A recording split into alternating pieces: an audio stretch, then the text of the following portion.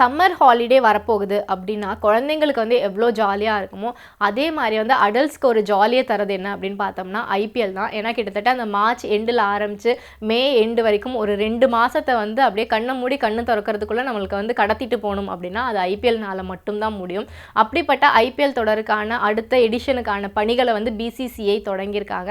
குறிப்பாக அடுத்த எடிஷன் அப்படிங்கிறது ஒரு மெகா ஏலம் இருக்கும் அப்படிங்கிறது நம்ம எல்லாருக்குமே தெரியும். இந்த மெகா ஏலத்தில் என்னென்ன விஷயங்கள்லாம் இருக்கலாம், என்னென்னலாம் இருக்கக்கூடாது அப்படின்னு 10 அணிகளோட நிர்வாகத்துக்கிட்டையும் பேசுறதுக்கு பிசிசிஐ திட்டமிட்டிருக்காங்க. இந்த மீட்டிங் அப்படிங்கிறது ஜூலை 30 இல்லைனா 31 நடத்தலாம் அப்படின்னு முடிவு பண்ணியிருக்காங்க. இதில் முக்கியமாக ஆலோசிக்கப்படக்கூடிய விஷயங்கள் என்னவா இருக்கும் அப்படின்னா பிளேயர்ஸ் ரிட்டென்ஷன், அதாவது எத்தனை வீரர்களை ஒரு அணி தக்க வச்சுக்கலாம், இவங்களுக்கான ஆர்டிஎம் கார்டு கொடுக்கலாமா வேண்டாமா, இதை பற்றியெல்லாம் தான் வந்து நிறைய டிஸ்கஷன்ஸ் இந்த முறை போக போகிறதா சொல்லப்படுது. இது வரைக்கும் பார்த்தோம் அப்படின்னா கடந்த 2023 நடந்த மினி ஏலத்தின் போது 3 வீரர்கள், அதாவது 3 இந்திய வீரர்கள் ப்ளஸ் ஒரு வெளிநாட்டு வீரர் தக்க வச்சுக்கிறதுக்கான வாய்ப்பு அணிகளுக்கு வழங்கப்படுது. அதை தாண்டி வந்து ஆர்டிஎம் கார்டெல்லாம் வேண்டாம், ஏன்னா புது டீம் வந்தனால, புதுசாக 2 டீம் வந்தனால ஆர்டிஎம் கார்டு வேண்டாம் அப்படின்னு பிசிசிஐ முடிவு பண்ணியிருந்தாங்க.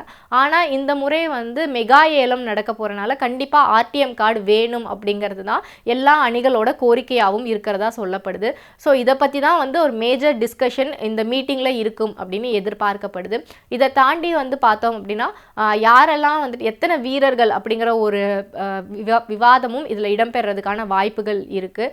ஏன்னா வந்து 3 வீரர்கள் இந்திய வீரர்கள், ஒரு வெளிநாட்டு வீரருங்கிற ரூலை வந்து பிரேக் பண்ணிவிட்டு அட்லீஸ்ட் வந்து ஒரு 5 வீரர்களை தக்க வச்சிருக்கிறதுக்கான வாய்ப்பையாவது கொடுக்கணும் அப்படின்லாம் வந்து அணி நிர்வாகிகள் கோரிக்கை வைக்கிறதா தகவல் வெளியாயிருக்கு. அதே சமயம் இந்த கோரிக்கைகளை வந்து மோஸ்ட்லி பிசிசிஐ நிராகரிக்கிறதுக்கான வாய்ப்புகள் தான் அதிகமாக இருக்கிறதா சொல்லப்படுது. ஏன்னா அதிக அளவிலான வீரர்களை தக்க வைக்கிறதுக்கான வாய்ப்புகள் கொடுத்தோம் அப்படின்னா அது கிட்டத்தட்ட ஒரு பழைய டீம் மாதிரியே தானே இருக்கும், அதில் என்ன புதுமை இருக்க போகுது அப்படிங்கிறது பிசிசிஐ தரப்பு கருத்தாக இருக்கும் அப்படின்னு எதிர்பார்க்கப்படுது.